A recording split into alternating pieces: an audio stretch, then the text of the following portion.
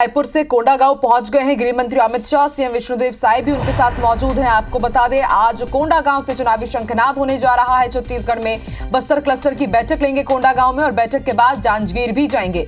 जांजगीर के high school मैदान में जनसभा को संबोधित करेंगे और छत्तीसगढ़ में आज से चुनावी शंखनाद हो रहा है अमित शाह के इस दौरे के साथ। तो मध्य प्रदेश में प्रधानमंत्री नरेंद्र मोदी ने झाबुआ में जनजातीय सम्मेलन के साथ चुनावी शंखनाद किया और अब छत्तीसगढ़ में आज आ रहे हैं केंद्रीय गृह मंत्री अमित शाह, जो कि रायपुर पहुंचे और उसके बाद अब कोंडागांव पहुंच चुके हैं। लोकसभा क्लस्टर की बैठक लेंगे, कार्यकर्ताओं को जीत का मंत्र देंगे और उसके बाद पहुंचेंगे जांजगीर, जहां पर आज एक स्कूल में जनसभा को भी संबोधित करेंगे, हुंकार भरेंगे केंद्रीय गृह मंत्री अमित शाह। और आपने इससे पहले देखा कि इनके कुशल नेतृत्व में ही इस बार छत्तीसगढ़ ने विधानसभा चुनाव भाजपा ने जीता, क्योंकि इससे पहले माना जा रहा था कि भाजपा पूरी तरह से बुझ गई है, भाजपा में अब वो ताकत नहीं रही। लेकिन एक के बाद एक कई दौरे किए केंद्रीय गृह मंत्री अमित शाह ने, कार्यकर्ताओं को रिचार्ज किया, पूरी रणनीति बनाई और फिर विधानसभा में छत्तीसगढ़ में भाजपा ने जीत हासिल की है। और अब कुछ इसी तरह की रणनीति तैयार करने के लिए मिशन 11 के लिए पहुंच चुके हैं केंद्रीय गृह मंत्री अमित शाह कोंडागांव। तो कोंडागांव में बस्तर क्लस्टर की बैठक लेंगे, क्योंकि पिछले बार आपको याद होगा कि कोरबा सीट और बस्तर सीट ही भाजपा जीत नहीं पाई थी। तो इस बार मिशन 9 को किस तरह से मिशन 11 तक बढ़ाना है, इसको लेकर के आज बस्तर क्लस्टर की बैठक लेने के लिए पहुंच चुके हैं केंद्रीय गृह मंत्री अमित शाह। उनके साथ मुख्यमंत्री विष्णु साय भी मौजूद है, विष्णुदेव साय, और अब से थोड़ी देर में क्लस्टर की बैठक लेंगे।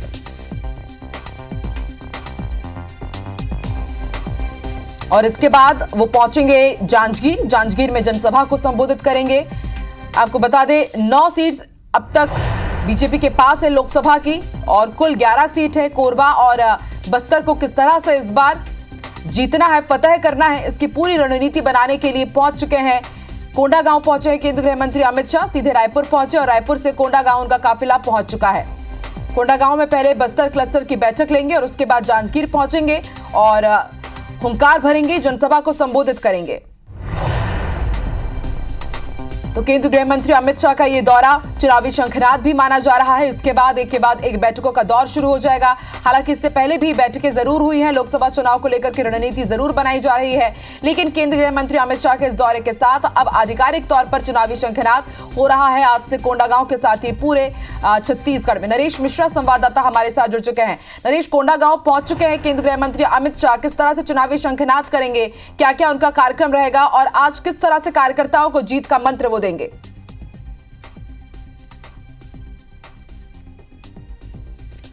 नरेश, आप सुन पा रहे हैं?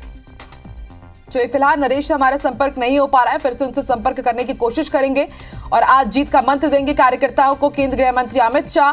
बेहद महत्वपूर्ण उनका ये दौरा कई मायनों में। रायपुर से कोंडागांव वो पहुंचे हैं, रायपुर में उन्हें रिसीव करने के लिए सीएम विष्णुदेव साय पहुंचे और उसके बाद सीधे वो पहुंचे हुए हैं कोंडागांव। सबसे पहले बस्तर क्लस्टर की बैठक लेंगे। इस क्लस्टर के जितने भी संयोजक हैं, प्रभारी हैं, सह प्रभारी हैं, वो सभी इस बैठक में शामिल होंगे। रणनीति बनाई जाएगी कि किस तरह से इस बार बस्तर सीट जीतनी है और उसके बाद जांजगीर जाएंगे और जांजगीर में एक स्कूल में जनसभा को संबोधित करेंगे। नरेश मिश्रा हमारे साथ जुड़ चुके हैं। नरेश, चुनावी शंखनाद करने के लिए कोंडागांव पहुंच चुके हैं केंद्रीय गृह मंत्री अमित शाह, कितना महत्वपूर्ण उनका ये दौरा लोकसभा चुनाव के मद्देनजर? देखिए, काफी महत्वपूर्ण है क्योंकि लोकसभा चुनाव को लेकर तैयारियां पहले ही शुरू कर दी गई थी और आज इसकी समीक्षा होनी है। जो क्लस्टर स्तर पर टीमें गठित की गई थी और लोकसभा चुनाव के दौरान जिन लोगों को पार्टी के कार्यक्रमों को बूथ तक पहुंचाने की जिम्मेदारी दी गई थी और साथ ही राज्य सरकार की जो नई योजनाएं, खासतौर पर मातारी वंदन जैसी योजनाएं, इन कार्यों पर जिस तरह से काम हुआ है लोकसभा स्तर पर उसकी समीक्षा होगी और हर जो लोकसभा क्षेत्र है, महासमुंद, बस्तर और कांकेर, इनमें से 40 प्रतिनिधि इस समीक्षा बैठक में शामिल हुए हैं और अमित शाह साथ ही आने वाले लोकसभा चुनाव के लिए आगामी जो रणनीति है उसको लेकर इनका मार्गदर्शन भी इस बैठक के दौरान करेंगे।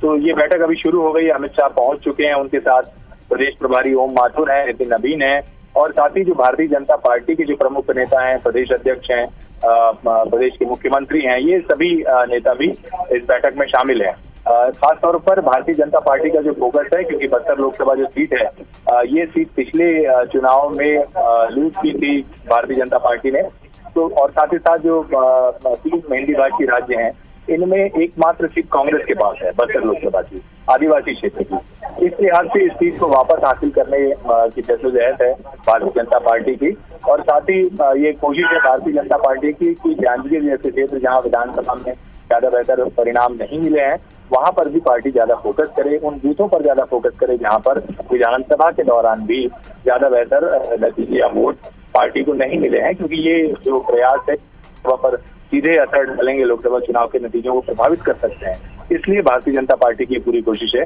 कि उस स्तर पर ज्यादा बेहतर इसलिए भारतीय जनता पार्टी की पूरी कोशिश है कि उस स्तर पर ज्यादा बेहतर तरीके से काम किया जा सके। जी नरेश, आपसे ये भी समझना चाहेंगे कि आज तो केंद्रीय गृह मंत्री अमित शाह आए हैं, लेकिन क्या आने वाले दिनों में अब ये भी रणनीति बन सकती है, क्योंकि लोकसभा चुनाव का बहुत कम समय बचा हुआ है, तो क्या राष्ट्रीय अध्यक्ष जेपी नड्डा या फिर प्रधानमंत्री नरेंद्र मोदी भी पहुंचेंगे मिशन बस्तर को साधने के लिए और उसके साथ ही मिशन 11 को पूरा करने के लिए?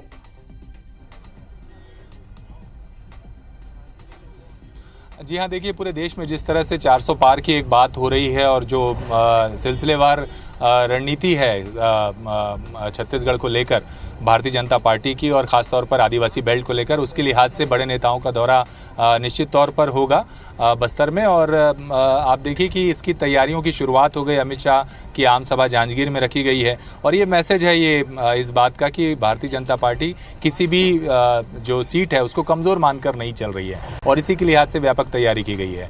तो आने वाले समय में और ख़ासतौर पर जो ट्राइबल वोट बैंक है, क्योंकि प्रदेश में आदिवासी सीएम दिया है, आदिवासी चेहरा दिया है बतौर सीएम भारतीय जनता पार्टी ने, इसलिए ये एक जिम्मेदारी राज्य के नेताओं पर भी है कि वो आदिवासी वोट बैंक बेहतर नतीजे उन लोकसभा सीटों पर दे जहां आदिवासी वोटर हैं। तो कई ऐसी लोकसभा सीट हैं जहां पर आदिवासी वोटर्स हैं और मुख्य तौर पर जो बस्तर और कांकेर की जो सीटें हैं, ये सीट आदिवासी बहुल है। सरगुजा के क्षेत्र से भी इसी तरह की स्थितियां हैं। तो यहाँ पर इन सीटों पर भारतीय जनता पार्टी का विशेष फोकस है और आने वाले दिनों में इसका असर भी दिखाई देगा। 2 सीटें कांग्रेस के खाते में थी और पार्टी की ये कोशिश होगी कि इस बार 11 की 11, क्योंकि सरकार भी नहीं बनी है, तो ये पूरी सीटें भारतीय जनता पार्टी के खाते में आ सकें, जिससे लोकसभा में जो बेहतर बहुमत है, जो एक शक्ति का प्रदर्शन है, वो लोकसभा चुनाव के नतीजों के बाद हो सकेगा। बिल्कुल, तो आज शक्ति प्रदर्शन भी होगा, चुनावी शंखनाद होने जा रहा है, कार्यकर्ताओं को जीत का मंत्र भी देंगे केंद्रीय गृह मंत्री अमित शाह। देखते हैं इस मंत्र का कितना असर पड़ता है। बहुत बहुत शुक्रिया नरेश, पूरी जानकारी हम तक पहुंचा।